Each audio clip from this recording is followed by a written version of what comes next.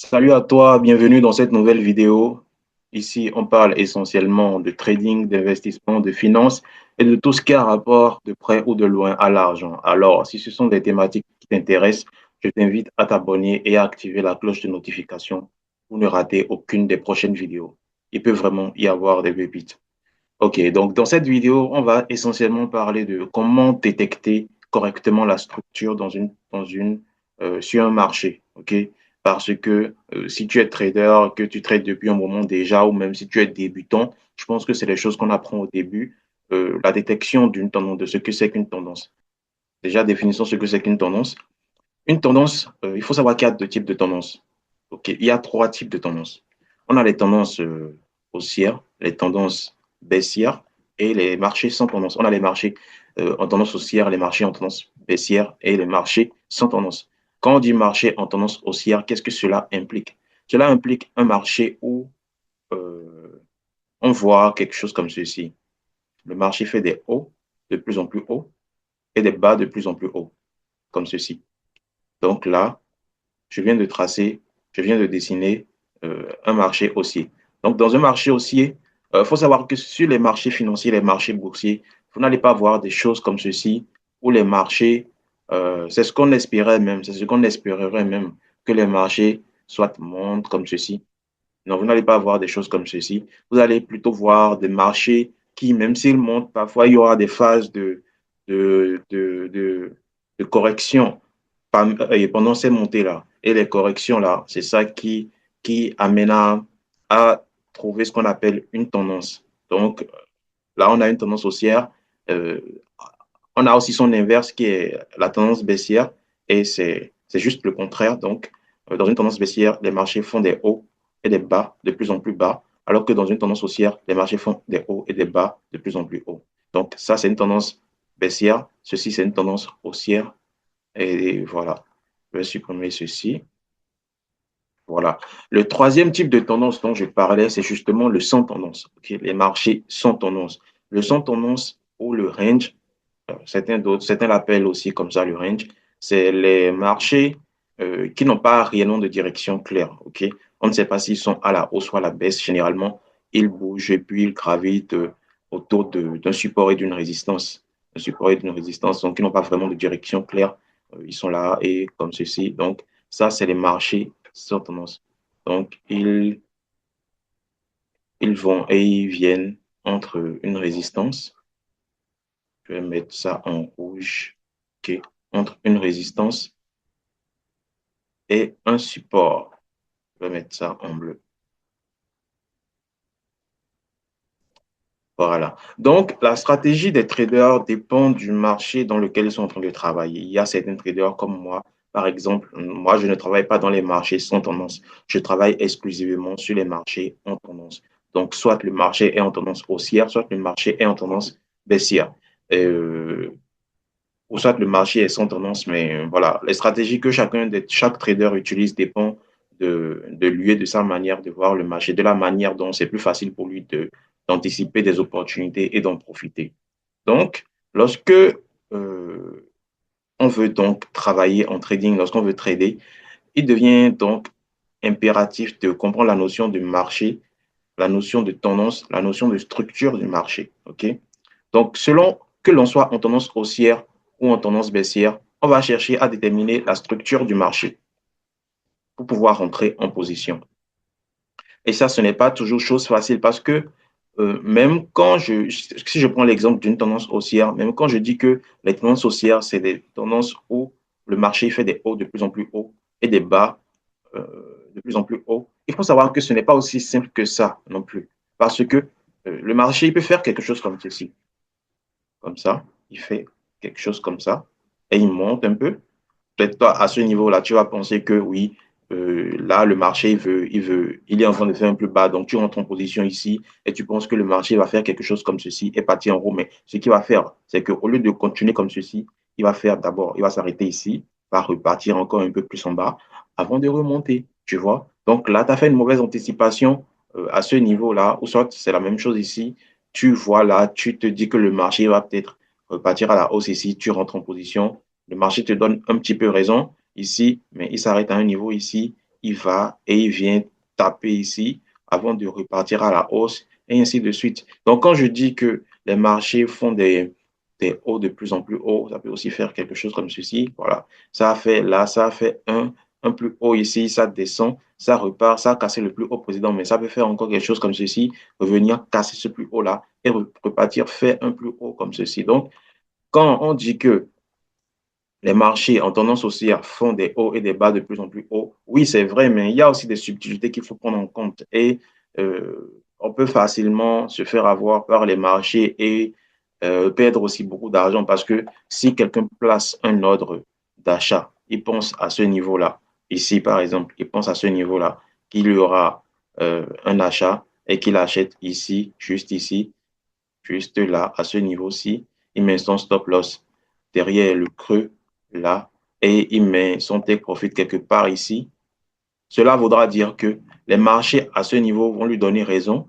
C'est parce que ça va monter légèrement, il va se retrouver un peu en profit. Et ensuite, les marchés vont revenir maintenant le sortir. Et bon, ça, si un trader se retrouve dans cette situation-là, ça veut dire que ce n'est pas un bon trader parce que un bon trader, il sait se gérer. Et quand le marché commence à lui donner raison, il sait automatiquement se mettre dans une position où où il peut soit il sait automatiquement se mettre dans une position où il peut soit ne plus perdre de l'argent ou soit en perdre vraiment très peu. OK? Donc, pour moi, je me dis ici, c'est que quelqu'un entre en position ici, que le marché lui donne raison jusqu'à ce niveau-là. Il ne peut plus ressortir en, en perte comme ceci. Soit il ressort peut-être à break-even ou à un certain pourcentage de gains clôturés, mais il ne peut plus normalement ressortir en perte. Mais ça, c'est un autre débat et on n'est pas là pour ça. OK? Donc, pour anticiper le marché correctement et ne pas se faire avoir par ces petits trucs-là du marché, il faut pouvoir bien déterminer la structure du marché sur lequel on veut travailler. Et pour ça, je vais donner une astuce aujourd'hui qui est le RSI 21.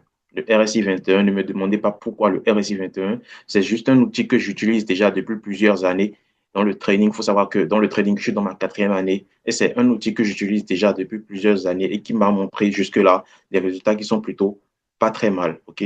Donc, on va aller sur un graphique un graphique quelconque. Je vais choisir un graphique qui a l'habitude de respecter ce que je dis afin qu'on puisse rapidement trouver un cas d'école et que vous puissiez comprendre un peu mieux ce que je suis en train de dire. OK, donc là, on est sur le marché du NZD-USD en, en weekly, et on va essentiellement parler de cette approche-là dont j'essaie de, de, de vous faire voir les subtilités dans cette vidéo. OK? Donc, je vous ai parlé du RSI 21. Vous allez le paramétrer comment? On va partir ici afin que vous puissiez voir les paramètres. OK? Donc, le RSI, la longueur du RSI est 21.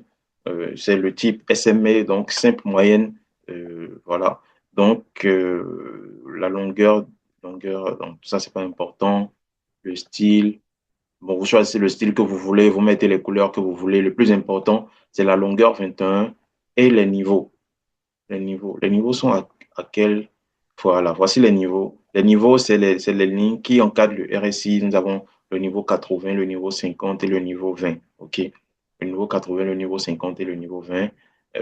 La visibilité, bon, là, vous pouvez vous laisser ça sur tous les time frames, hein, parce que moi, je travaille avec sur tous les time frames. OK? Donc, voilà. Une fois que vous avez votre RSI en place, vous devez euh, vous devez avoir ces niveaux-là, le niveau 80, le niveau 50, le niveau 20. Et vous devez déterminer maintenant ce qu'on appelle la zone de neutralité. À la hausse, c'est la zone qui se situe entre les 40 et les 50. Et à la baisse, c'est la zone qui se situe entre les 60 et les 50. OK? Donc, que le marché, si vous êtes en train de travailler sur soit un marché, si vous partez sur un marché, vous voyez que le marché il est en tendance baissière, donc, bien évidemment, vous allez commencer par rechercher des ventes. Il vous faut maintenant trouver la zone de neutralité sur le RSI pour pouvoir mieux anticiper les opportunités sur ce marché-là. OK? Et pour trouver la zone de neutralité, là maintenant, on est sur le marché du NZD-USD en weekly.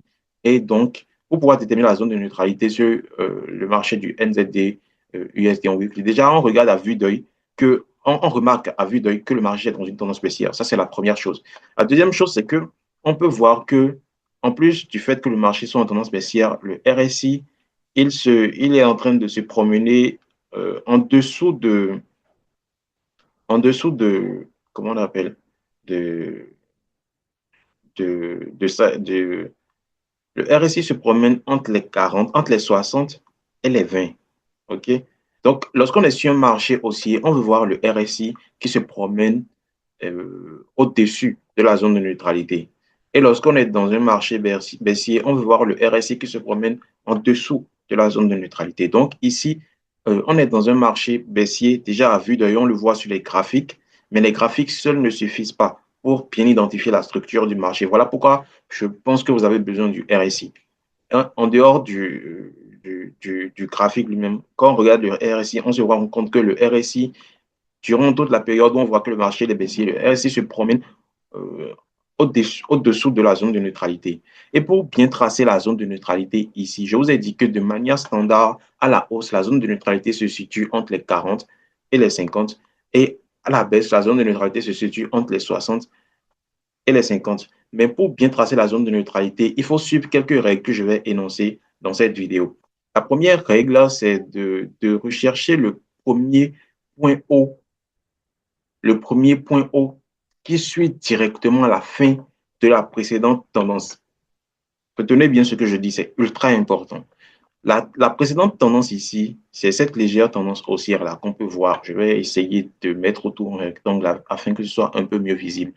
C'est cette légère tendance haussière-là qu'on peut voir à ce niveau-ci. Voilà. Ça, c'était la tendance précédente. La légère tendance haussière qu'on pouvait observer à ce niveau-là. Ça, c'était la tendance précédente. Ça, ici, voici la fin de cette tendance. Excusez-moi. Voici la fin de cette tendance qui se retrouve exactement ici. Donc, la tendance finit où? La tendance finit, je vais mettre une, une ligne verticale. Si j'arrive à la trouver, elle est où? Elle n'est pas là. OK. Je vais rechercher une ligne verticale. Voilà. Et je vais la mettre ici. La tendance haussière finit ici. Le plus haut de la tendance haussière est au niveau de cette ligne verticale-là. La ligne verticale que je viens de mettre qui est en jaune. Donc, je vais supprimer le rectangle. Maintenant, à partir de ce niveau-là, c'est là que commence maintenant la tendance baissière. OK? La tendance baissière sur laquelle vous envisagez travailler. Donc, pour pouvoir bien identifier la zone de neutralité qui va avec cette tendance baissière-là, vous allez prendre le plus haut qui suit directement la fin de la tendance précédente. Donc, le plus haut en question, c'est celui qui est ici. OK? Et là, c'est parce qu'on est en tendance baissière qu'on cherche le plus haut. Sinon, si on était en tendance haussière, on allait chercher le plus bas qui suit directement la tendance précédente. Donc, on va faire un exemple peut-être en tendance haussière aussi afin que vous puissiez mieux comprendre ce que je dis. Donc, voilà. Ici, donc, euh, à ce niveau, le plus haut est celui-ci, OK? Le plus haut est celui-ci. Donc, c'est à partir, quel est le point qui correspond à ce point-là sur le RSI? Quel est le point qui correspond à ce point-là sur le RSI? Lorsque on va en bas là, comme ceci, on se rend compte que le niveau le plus haut que ce point-là a atteint, c'est celui-ci, à ce niveau-là. C'est celui-ci. Le niveau le plus haut que ce point-là, c'est lui qui est juste là. Donc, on le projette ici. Et ça veut dire que pour tracer notre zone de neutralité, on va mettre vous allez voir à quel point c'est magique ce que je dis. Et ça m'a permis de, d'anticiper un coup sur le NZD USD il y a quelques mois, mais je n'ai pas pris la position parce que je n'ai pas eu les confirmations adéquates pour prendre la position. Donc, le plus haut qui a suivi, c'est celui-ci, le point le plus haut au niveau de ce haut-là. C'est lui qui est juste là. Donc, quand on le projette ici, on le met juste là. Et c'est à partir de lui maintenant qu'on va délimiter notre zone de neutralité. Vous allez voir, voilà, quand vous faites cette opération, il faut vous assurer que la zone de neutralité que vous allez trouver, bon, la limite de la zone de parce que la zone de neutralité, comme on dit, c'est une zone, c'est pas une ligne, ok, c'est toute une zone. Donc la ligne qu'on vient de tracer, que je viens de mettre sur le graphique là, c'est une limite de cette zone. Parce que je vous ai dit quoi, de manière standard, lorsqu'on est à la baisse, la zone de neutralité se situe entre les 50 et les 60. Mais ce n'est pas parce que de manière standard, c'est comme ça que ce sera toujours comme ça. Ça dépend du marché. Donc, pour trouver la limite exacte et de la zone de neutralité que vous aurez à utiliser sur un marché afin d'identifier la structure du marché, c'est essentiellement cette notion-là que vous allez utiliser, que vous allez mettre en pratique. Donc, vous allez rechercher, si vous êtes en tendance baissière, le plus haut qui, qui, qui suit directement le plus haut de la tendance précédente. Et c'est à partir de lui là que vous allez tracer la zone de neutralité. C'est ce que je viens de faire. Okay? Donc, remarquez que, voilà, donc sur ce marché-là, la zone de neutralité, elle se situe entre la ligne des 50, des 59, 55 que je viens de tracer et la ligne des 50. Donc, la zone de neutralité à la baisse sur ce marché-là, c'est ceci. La zone de neutralité à la baisse sur ce marché-là, c'est ceci. C'est cette zone-là. OK. Je vais la mettre en rouge comme pour montrer qu'elle fait office de résistance. Donc, je vais mettre là une red zone. Voilà. Donc, la zone de neutralité, c'est celle-là que je viens de. C'est pas hyper parfait. On va ajuster un peu. On va ajuster. Voilà. On va ajuster. Euh, OK. Donc, voilà. On a ajusté la zone de neutralité. Donc, en tendance baissière, on sait que les marchés font des plus hauts et des plus bas, de plus en plus bas. Et en tendance baissière, lorsque le marché est en train de faire des hauts et des plus bas, de plus en plus bas, ce qu'on cherche à faire en tant que trader, c'est de rentrer sur les plus hauts pour prendre les mouvements à la baisse, étant donné qu'on est en tendance baissière. Donc, ce sont les vendeurs qui ont le plus la main sur ce genre de marché-là. Donc, nous, notre boulot en tant que trader, c'est de pouvoir retrouver les points hauts là, comme ceci, juste à ce niveau-là, et là, pour pouvoir prendre les mouvements qui font comme ceci, comme ça. Donc, on rentre peut-être là, je vais annoter, c'est mieux. On rentre peut-être déjà, on rentre ici, et euh, on prend ça. On rentre ici, et on prend ça. On rentre ici, et on prend ce mouvement-là, OK? Donc, pour pouvoir faire des trucs comme ceci, pour pouvoir prendre des opportunités comme ceci, et surtout, ne pas se tromper, parce qu'en début de vidéo, je vous ai expliqué que les marchés, ils font ce qu'ils veulent. Donc, pendant que toi, tu es en tendance baissière, on s'attend, d'après la théorie, on s'attend à ce que le marché fasse une belle tendance baissière comme ceci. Mais dans la pratique, on se rend compte que le marché fait quelque chose comme ceci, genre un léger retracement. Va bien retracer, il va te sortir de ta position avant de repartir. Ou bien il fait encore quelque chose comme ceci. Il fait ça, toi, tu penses qu'il veut. Il fait quelque chose comme ceci. Et toi, tu penses qu'il veut encore partir. Il casse même le plus haut le plus bas précédent, et puis toi, tu penses qu'il veut partir, fais encore quelque chose comme ceci, et là, avant de partir et tout. Et toi, pendant tout ce temps-là, tu es en train de te faire sortir, de faire sortir, de faire sortir. Donc, pour éviter ça, l'utilité du RSI 21, c'est qu'il ne faut prendre les plus hauts qui vont dans la zone de neutralité. OK? La zone qui est en rouge et que je viens de tracer là, j'imagine que vous aussi, vous saurez désormais la tracer parce que j'ai expliqué toutes les étapes pour la tracer. Donc, il te faut prendre le plus haut entre il te faut prendre les plus hauts dans une tendance baissière qui vont uniquement dans la zone de neutralité. Donc, bon, moi, je suppose que jusqu'à ici, on n'est pas sûr que la tendance est baissière, mais jusqu'à ce niveau-ci, supposons que toute la partie, tout ce qui vient après n'existe pas, OK? Au niveau du graphique, tout ce qui vient après n'existe pas. Donc, ça fait comme ceci, ça descend. Donc, à partir de ce moment-là, on est à peu près sûr que on est dans une tendance, comment on appelle, baissière. Donc, on va essayer essentiellement de vendre le marché pour pouvoir prendre les bonnes positions. Donc, ce qui va se passer, c'est que, voilà, on attend, vous voyez, le RSI à ce niveau-là, quand le marché descendait comme ceci, le RSI aussi descendait comme ceci. Et on attend, on attend, on attend. Quand le RSI rentre dans la zone de neutralité, si on a certaines confirmations adéquates au niveau du graphique, là, on peut vendre. Donc, vous allez remarquer que les points hauts ici de cette tendance baissière-là ont été bien donnés par le RSI parce qu'à chaque fois que le marché faisait des points hauts, là, bon, celui-ci n'est pas vraiment compté. Donc, à chaque fois que le marché vient faire ce point haut-là, était déjà la zone, le RSI aussi était dans sa zone de neutralité. Le marché est descendu, le RSI aussi est descendu. Le RSI va taper dans la zone de neutralité au même moment où le marché faisait un plus haut, ensuite il descend, et ainsi de suite, ainsi de suite, ainsi de suite, ainsi de suite, ainsi de suite. Ce qui s'est passé sur cet actif-là, euh, en, il y a quelques mois et cela m'a permis d'anticiper la baisse que vous voyez là. Mais malheureusement, je n'ai pas pu profiter de la position parce que j'ai pas eu les confirmations adéquates pour rentrer en position. Mais j'ai eu raison sur le marché. C'est que regardez à ce niveau. Moi, je pensais même que le marché il était haussier, mais je restais aussi à l'écart parce que je savais très bien que la zone de neutralité n'avait pas été cassée. Voilà. Il faut aussi que je parle de ce détail-là. Lorsque vous trouvez bien votre zone de neutralité, vous avez la limite de la zone de neutralité et tout.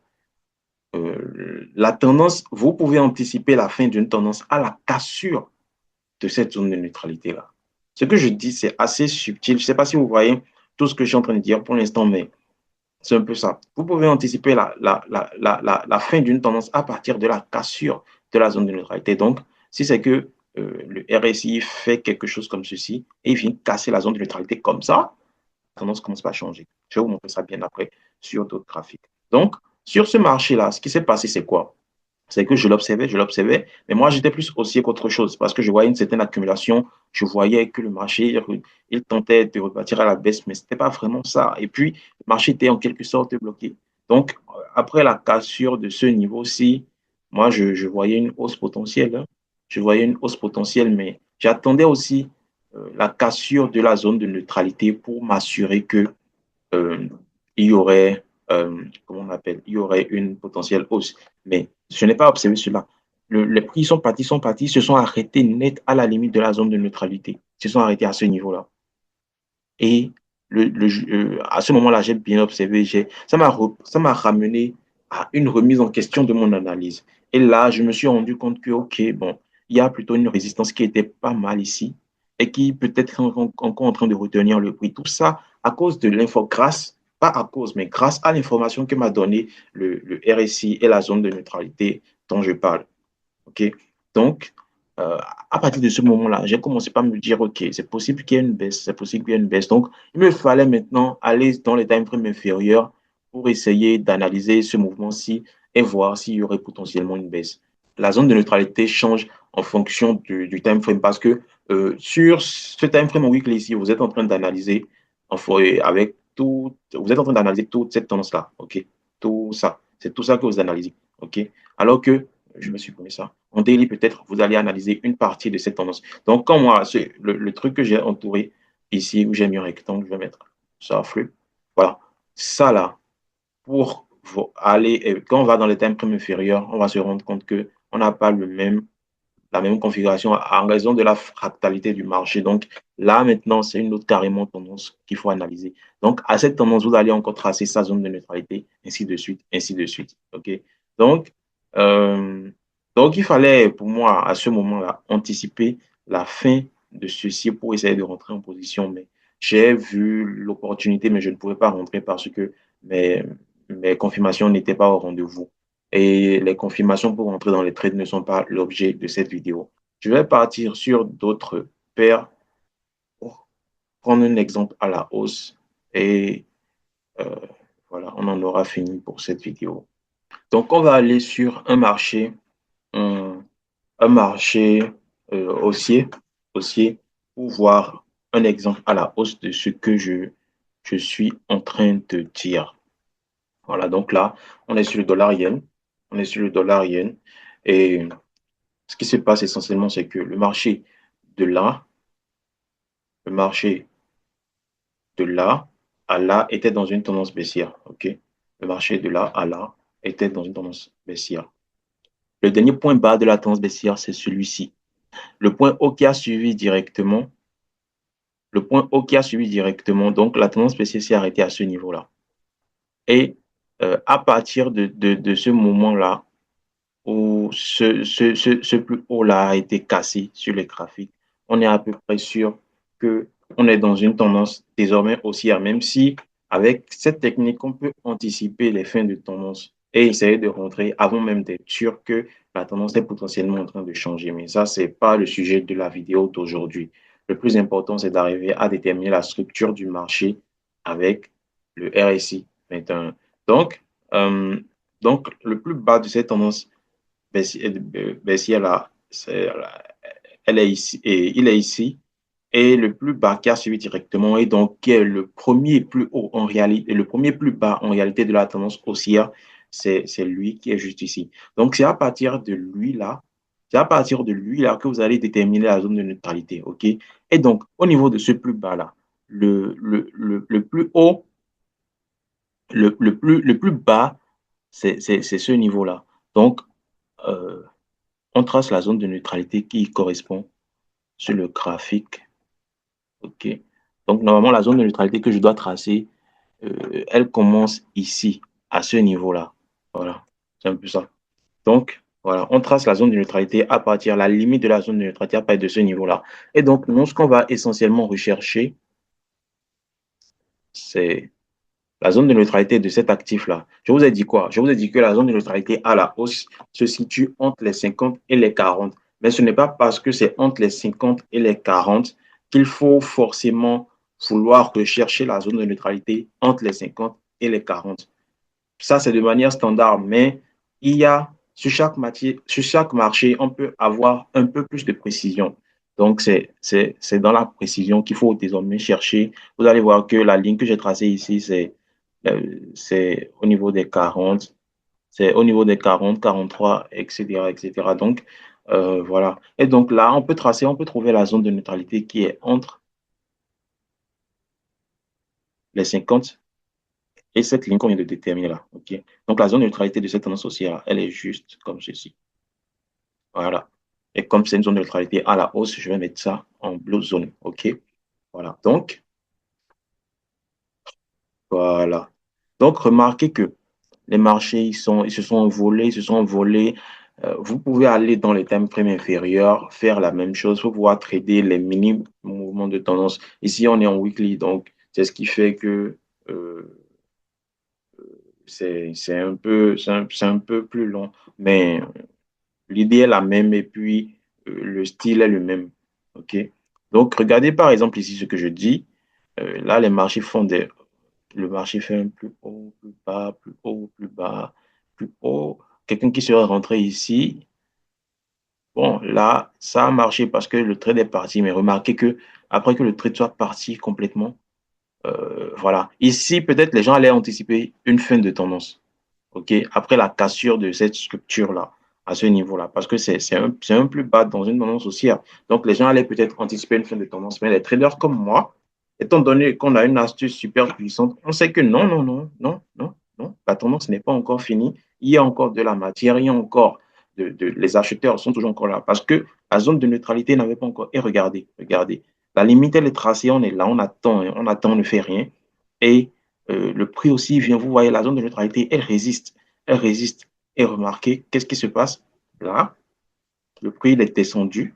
Il a résisté. Il était aussi sur une zone de support et tout. Et tel que je vois le marché, là, si on allait dans les time frames inférieurs, on aurait plus de confirmation. Là, on allait peut-être penser que après la cassure de ce niveau-là, le prix est en train de changer de tendance, mais non. Le prix résiste. Les acheteurs reprennent le pouvoir ici pour aller faire des plus hauts. OK? Des plus hauts, comme ceci. Là, ça redescend. Ici, la zone de neutralité donne encore un point plus haut. Ça monte. Et voilà. Ici, moi, je pense que la tendance est en train de changer. Et pourquoi est-ce que je pense que la tendance est en train de changer? Parce que la zone de neutralité, elle a cassé. Donc, cette semaine, j'ai beaucoup surveillé. Là, on est le dimanche 19, 19 janvier 2025. La semaine qui vient de finir sur le marché du Forex, c'est essentiellement sur le marché de l'USDGPY. J'ai essentiellement beaucoup surveillé un setup de vente, mais j'ai pas eu les confirmations pour cette semaine. On espère que la semaine prochaine, j'ai les confirmations nécessaires et tout. Mais voilà, pour moi, ce qui va se passer au niveau de ce marché-là prochainement, c'est peut-être c'est là que le marché il est en train de changer. Et donc, comme il y a eu cassure de la zone de neutralité, je pense que les marchés vont faire un truc comme ceci et rentrer dans une phase baissière. Maintenant, après, est-ce que cette phase va durer ou pas? Je ne saurais le dire, mais toujours est-il que pour l'instant, je pense que il y a une baisse qui peut observer au niveau du dollar yen. OK. Donc, ça, c'est essentiellement à cause de la cassure de la zone de neutralité. Il y a d'autres subtilités qu'il faut prendre en compte. Mais comme on va essayer de ne pas faire une vidéo trop longue, on va s'en arrêter là. Si vous voulez une partie 2, si c'est que ce qui est dit dans cette vidéo-là vous intéresse et vous voulez une partie 2, je vous invite à me le dire dans les commentaires. Je vous invite à me laisser vos impressions et vos idées, les sujets sur lesquels vous aimeriez que je parle sur cette chaîne. Et je vous remercie de m'avoir suivi jusque-là. On se dit à la prochaine vidéo. Entraînez-vous sur les graphiques afin de mieux voir les configurations. Et si vous avez n'importe quelle question, vous pouvez m'écrire. Il y a mon lien Telegram, il y a mon lien Instagram dans la description. Il y a le lien de mon groupe Telegram dans la description. Donc, vous pouvez aller dans la description et me joindre sur les différents réseaux sociaux. Merci à vous d'être resté jusque-là. On se dit à la prochaine vidéo. Peace.